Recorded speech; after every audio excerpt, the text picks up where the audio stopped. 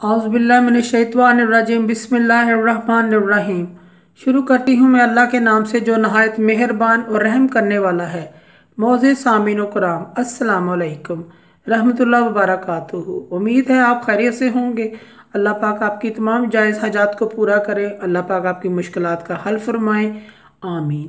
आज का हमारा मौजू है ख्वाब में कफन देखने के हवाले से। इसकी मुख्तलिफ सूरतें हैं और मुख्तलिफ ताबीरें हैं जो इस वीडियो में बयान की जाएंगी। अगर आपने इस चैनल को लाइक और सब्सक्राइब नहीं किया तो कर दें, घंटी के बटन को भी दबा दें ताकि आपको आने वाली वीडियो का नोटिफिकेशन मिल सके। आज का हमारा मौजू है ख्वाब में कफन देखने के हवाले से। ख्वाब में मुर्दे को कफन पहनना, इसकी ताबीर ये है कि ख्वाब देखने वाला मुर्दे का तरीका पकड़ेगा।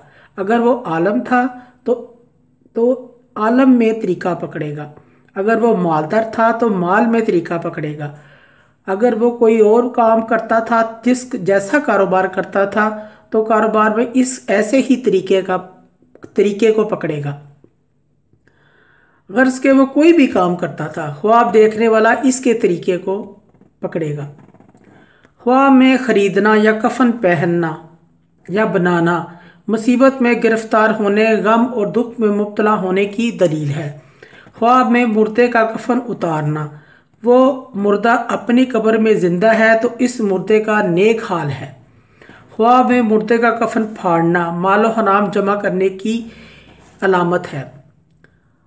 हज़रत मोहम्मद इब्ने सिरीन रज़ी अल्लाह ताला अन्हा फरमाते हैं, अगर कोई शख्स ख्वाब में देखे इसने किसी ज़िंदा या मुर्दे के लिए कफन बनाया है, अगर वो शख्स मालूम है जिसके लिए इसने कफन बनाया है तो इससे रंज पहुँचने की दलील है। और अगर किसी नामालूम मुर्दे का कफन उतारे तो दलील है इस दुनिया में मुर्दे के तरीके को तलाश करेगा। मुअज़्ज़िज़ सामीन व कराम, अगर आपको हमारी ये वीडियो अच्छी लगी है तो इसे सदका जारिया समझकर ज़्यादा से ज़्यादा शेयर करें। अल्लाह पाक आपके हामिद नासिर हों। जज़ाकल्लाह।